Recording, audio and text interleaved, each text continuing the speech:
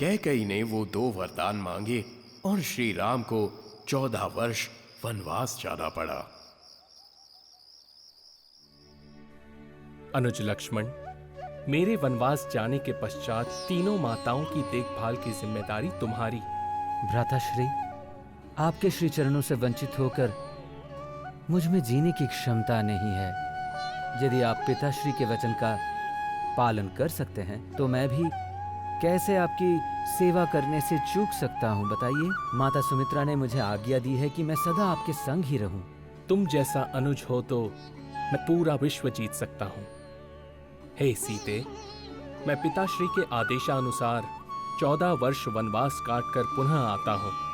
इस पर्यंत तुम तीनों माताओं एवं पिता महाराज दशरथ की सेवा करना सीते।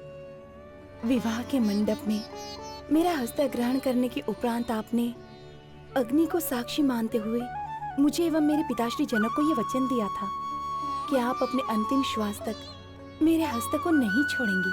ये वचन आप कैसे भूल गए? नाथ, आप जहाँ होंगे वही मेरे लिए अयोध्या होगी।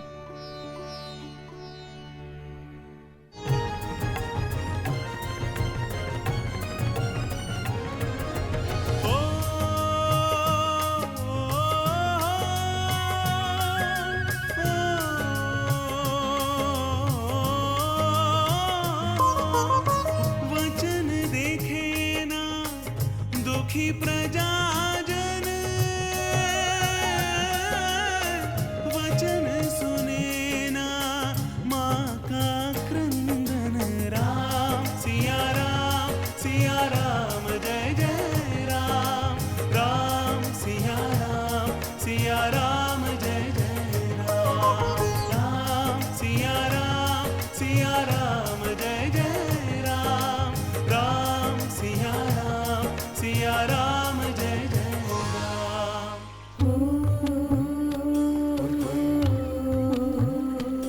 श्री राम, लक्ष्मण और सीता चलते हुए गंगा नदी के तट पर पहुंचे। पधारिए प्रभु, मैं आपका नाविक हूँ, नाम है तलयज्ञ। मैं आपकी सेवा में उपस्थित हूँ। इस नौका में विराजमान हो जाइए ताकि मैं आपको गंगा पार करा सकूं। ये मेरा सौभाग्य होगा प्रभु।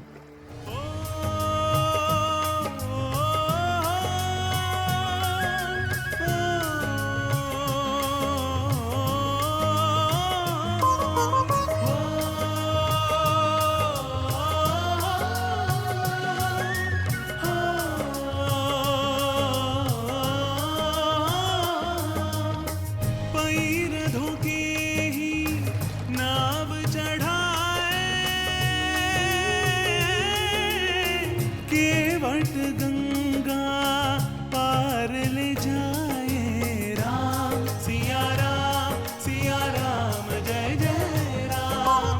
राम सिया राम जय जय राम। राम सिया राम जय जय राम। राम सिया राम जय जय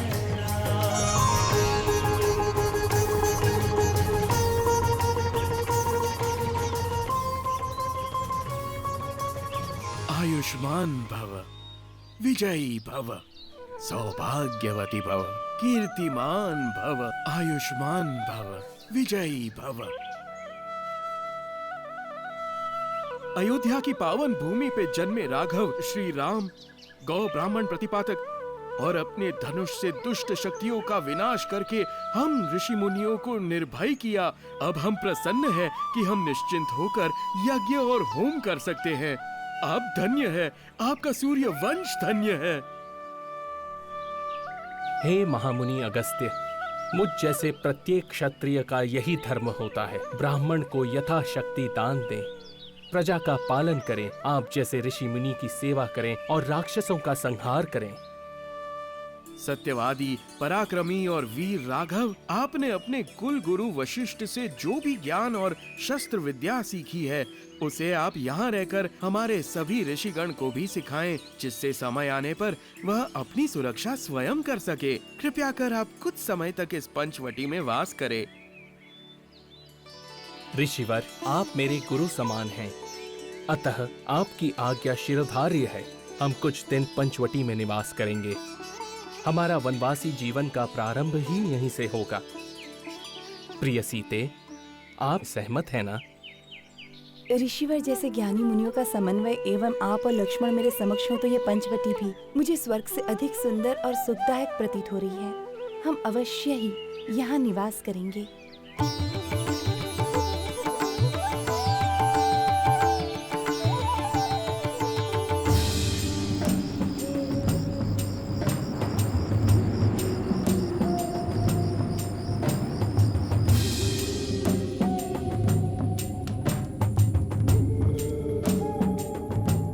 समाप्त कर देंगे। परंतु वो ऐसा क्यों कर रहे हैं? जितने भी मानव, मुनि और ऋषिगण है, वह सुखी जीवन व्यतीत करे, यही इनकी मंशा है। यही हेतु सिद्ध करने वे असुरों का संहार करने अपनी नगरी से वनवास यात्रा पर निकले हैं। परंतु उनके कारण हमारा क्या अहित हो रहा है महाराज? हमें उनसे भयभीत होने की क्या आवश्यकता है? हमारी नगरी तो कई दूर समुद्र के इस पार है। उन दोनों मानव वीरों की शक्ति को हमें तुच्छ नहीं समझना चाहिए।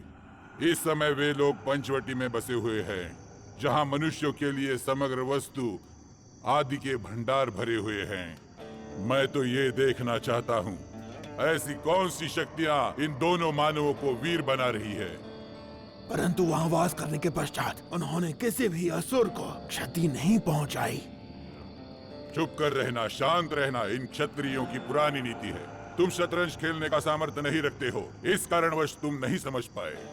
मुझ में भगवान शिव के कैलाश को उठाने का बल है। 9 ग्रहों को अपने वश में किया है, तो इतना भी सामर्थ्य है कि मैं इनकी प्रत्येक रणनीति समझ सकूं। अब जाकर यह सुअवसर मुझे प्राप्त हुआ है।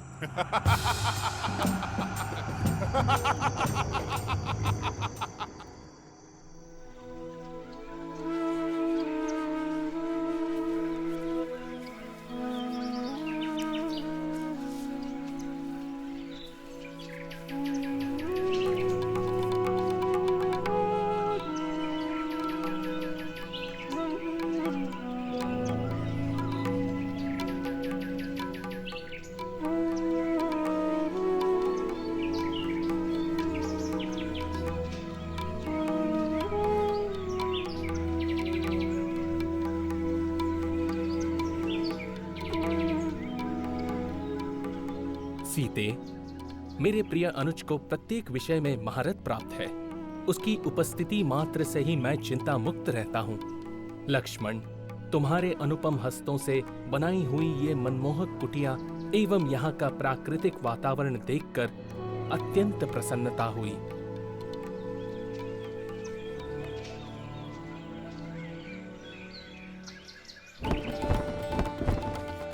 महाराज दशरथ के दोनों कुमारों को गिद्धराज जटायु का प्रेम पूर्वक प्रणाम। हे गिद्धराज, इस पंचवटी क्षेत्र में रहने वाले मनुष्य एवं मुनियों की आप रक्षा करते हैं, मिलकर प्रसन्नता हुई। हे प्रभु, यदि धर्म की रक्षा करना सीखना है तो इक्ष्वाकु कुल में जन्मे सूर्यवंश शिरोमणि महाराज दशरथ से सीखनी चाहिए। ऐसा मेरा अनुज संपाति स्मरण करता था, जिनके स्मरण मात्र से असुर कांपने लगते हैं। ऐसे वीर और महाप्रतापी दशरथ पुत्रों की सेवा करने का आज सौभाग्य मुझे प्राप्त हुआ है। इसलिए आप दोनों से विनती है कि अपनी सेवा करने की अनुमति आप मुझे प्रदान करें प्रभु। आप हमारे पिता समान हैं। आपसे सेवा ग्रहण करना हमारे लिए लज्जा का विषय है। हमें आपकी सेवा करने का अवसर दीजिए। इस प्रेम के बदले हमें आपको कोई उपहार देना चाहिए। हे प्रभु, मैं ये वचन देता हूँ कि आपके ये पंचवटी क्षेत्र में वास करने के पश्चात मैं आपके समीप किसी भी असुरी शक्ति को नहीं आने दूंगा। धन्यवाद जटायु। जय श्री राम।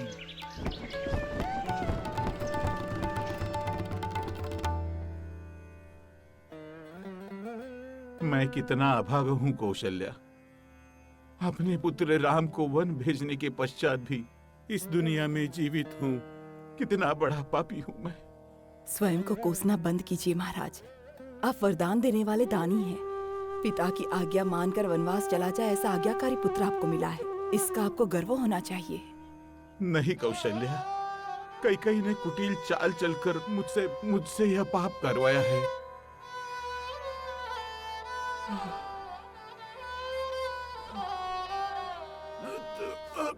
महाराज,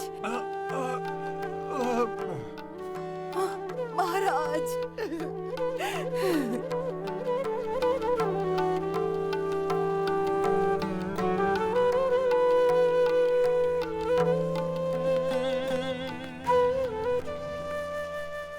माताश्री, क्या आप मुझे बता सकते हैं मुझे अचानक अयोध्या क्यों बुला लिया गया? मेरे भ्राता श्री राम कहाँ हैं? मुझे उनसे भेंट करनी है। भरत, मेरे पुत्र, मेरी बात ध्यान से सुनो। तुम इस राज सिंहासन पर विराजमान हो सको, इसीलिए राम वन चले गए और तुम्हारे पिता का देहांत हो गया। इस समय राज्य को संभालने वाला कोई पुत्र उपस्थित नहीं है, तो तुम राजगद्दी पर विराजित होकर राज्य को संभालो।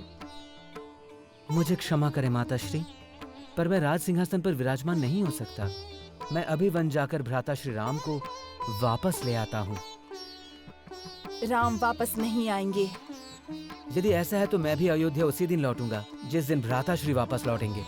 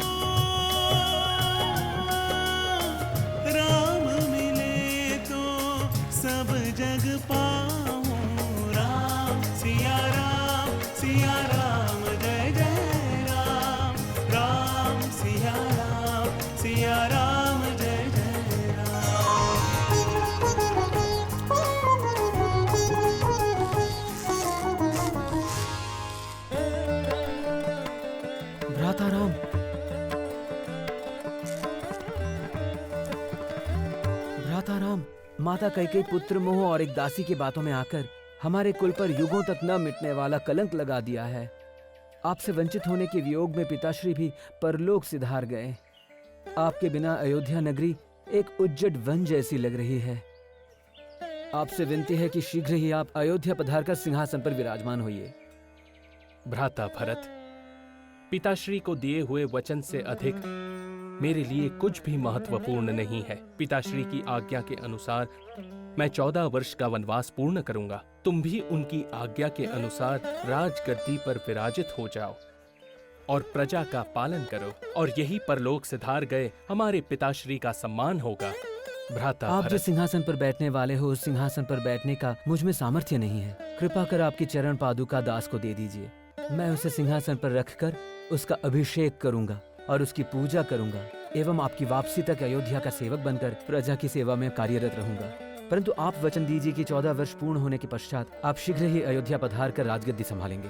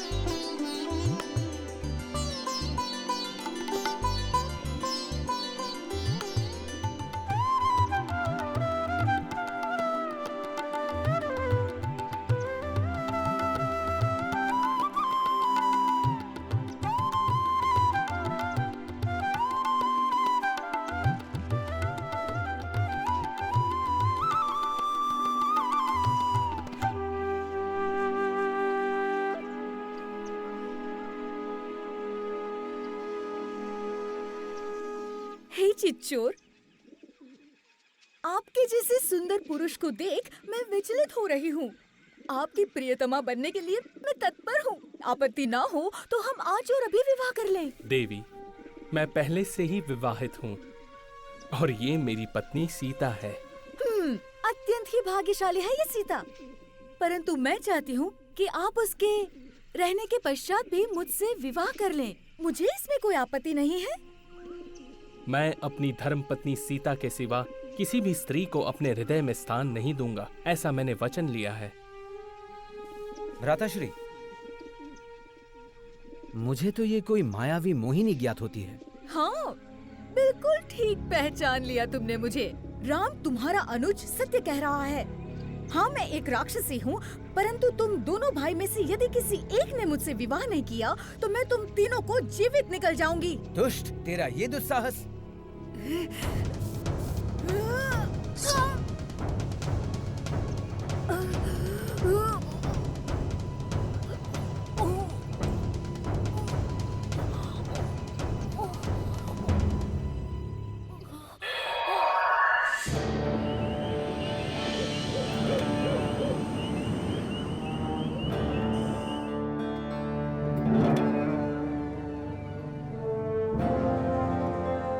सुरेंद्र, तुम्हारे 10 मस्तक होने का क्या लाभ? तुम्हारे 10 कोस धन होने का क्या लाभ? तुम्हारा शक्तिशाली रावण कहलाने का क्या लाभ, जब 2 राजकुमारों ने तुम्हारी बहन के नाक कान काट कर उसे हंसी का पात्र बना दिया। प्राण प्यारी बहन, तुम्हारे नाक कान काटने वाले उन दोनों मानवों का उसी स्थान पर चीर कर उनके जीवन का अंत करके आना चाहिए था। मुझे बताओ, कौन है वो दोनों दुष्ट मानव? वे दोनों कोई साधारण मानव नहीं है। शेषनाग और श्रीहरि की जुगलबंदी जैसे लगने वाले महापराक्रमी वीर ज्ञात होते हैं। दोनों अवश्य ही किसी क्षत्रिय महावीरों के वंश में जन्मे हुए ज्ञात होते हैं। उन्होंने केवल मुझे आहत ही नहीं किया, अपितु हमारे भाई खरदूषण त्रिशरा समेत 14,000 राक्षसों का सर्वनाश भी कर दिया। बस हो गया। मेरे समक्ष उन मानवों की प्रशंसा मत करो। कहाँ पर है इस समय वे दोनों? हमारे राज्य तन्नखरी में रहने वाले समग्र राक्षसियों को मारकर वहाँ से पलायन करने पर विवश करके वे दोनों मानव एक स्त्री के साथ पंचवटी में रह रहे हैं। भ्राता, आप प्रतिशोध लेंगे कि नहीं? मारीच!